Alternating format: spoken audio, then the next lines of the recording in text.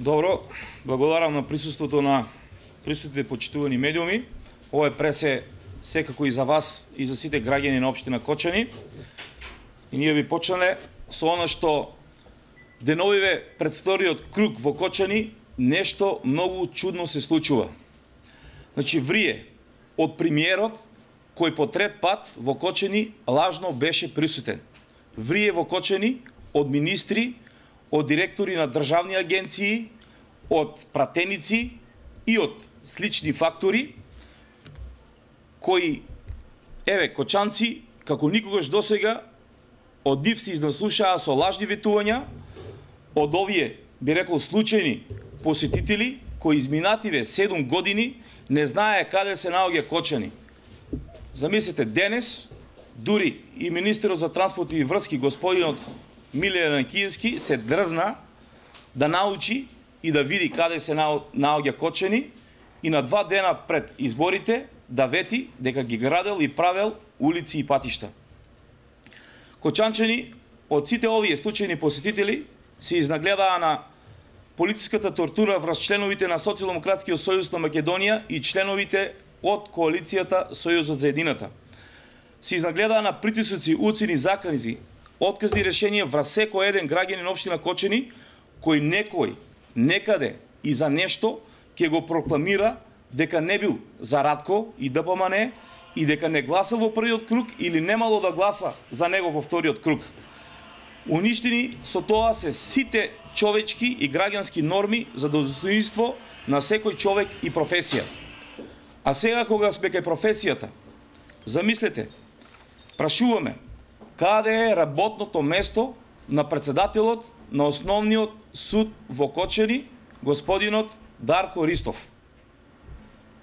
Еве го господинот Дарко Ристов, во текот на вчерашниот ден, тој беше директно вклучен во кампањата за собирање на гласови за Радко и ДПМН и беше присутен во кочанските кафулиња во присуство на екс-министерот господинот Маневски, значи еве го и кандидатот за градоначалник господинот Радко Димитровски, и прашуваме дали тој требаше да го погази и да го прекрши законот и правдата, тој кој што овој град е повикан да се грижи за законитоста, за независноста и честноста на судството.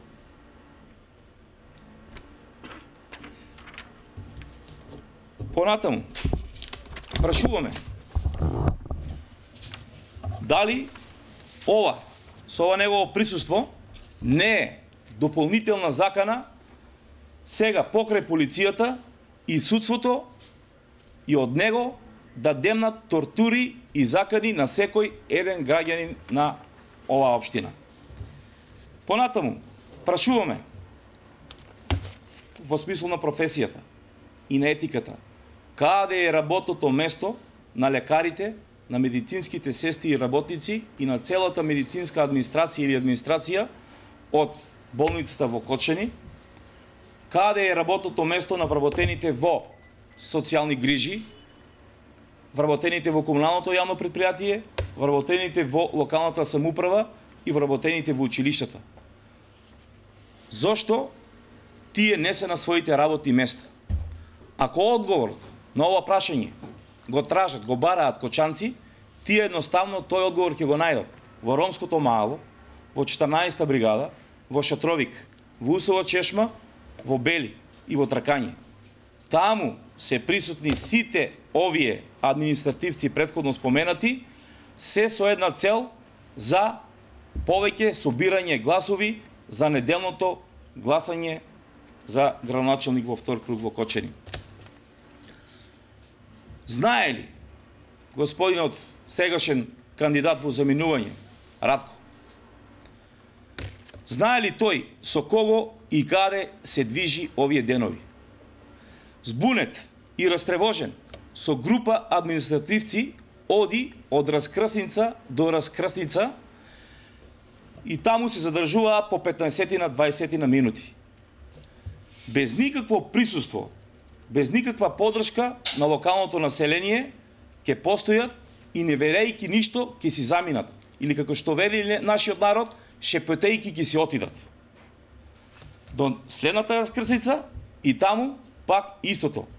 Секој ден овие изминати неколку дена до изборите. Така вчера случајни минувачи беа сведоци на една немила сцена.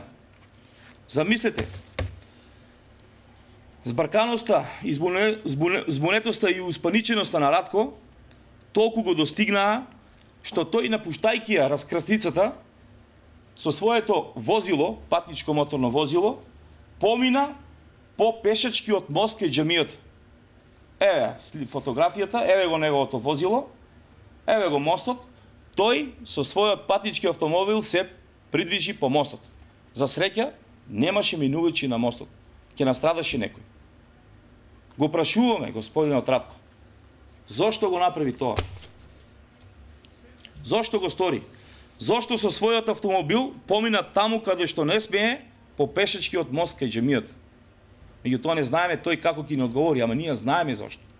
Затоа зашто во неговото 7 годишно владење, 3 години како пратеник и 4 како градоначалник, не успеа од потребните нови 3 моста за Кочанчани да изгради ниту еден. Пазите, ниту еден од потребните мостови за Кочанчани. Ние во нашата оригинална изборна програма ги имаме зацртано 3 моста потребни за Кочанчани и ветуваме дека тие и ќе ги изградиме. Ние во нашата изборна програма не ветуваме лажни и измислени дела. 132 биле наред. Туку во неа кај нас се содржат најважните решенија кои им се потребни на сите кочанци без оглед на политичката определба, верата и статусот. А тоа е чиста, еколошка и здрава средина за живење, асфалтирани улици, водовод, канализација, тротоари и улични осветлувања за секого во овој град. Културен и забавен град и град на одлични и врвни спортисти. Град во кого граѓаните ќе ја препознаат својата иднина за себе и своите деца, град на перспектива и подобар живот за секого. Почитувани граѓани, во недела е Благовец. Ќе се гласа вториот круг. На сите што им беше загорчен животот од Радко и од ДПМН, тој ден нека се заблажат. Нека се заблажат со тоа што ќе го заокружат бројот 42 за кандидатот за градоначалник од коалицијата Сојузот за едината. Само така во недела ќе отпочнеме да ги решаваме нашите секојдневни потреби и проблеми. За еднината сега време е, ама за Кочани ние самите ќе решиме. Ви благодарам.